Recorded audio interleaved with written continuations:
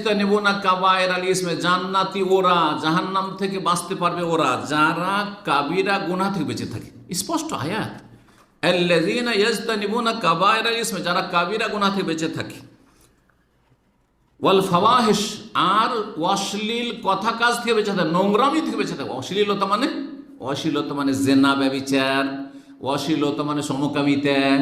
অশ্লীলতা মানে উলঙ্গ হওয়া, অর্ধ উলঙ্গ হওয়া, যেই অঙ্গগুলি শরীরে ঢাকতে বলা হয়েছে সেগুলি খুলে রাখা, রান খুলে রাস্তাঘাটে চলাফেরা করা, আর ন্যাংটা হয়ে চলাফেরা করা, মহিলাদের পিঠ খুলে চলাফেরা করা, মহিলাদের মাথা চুল খুলে চলাফেরা করা, মহিলাদের আপনার হাঁটু পর্যন্ত খোলা রাখা, ইত্যাদি ইত্যাদি। সব মহিলাদের শাড়ি পরে চলাফেরা, বাইরে চলাফেরা করা, এগুলো হচ্ছে ফাওয়াহিশ।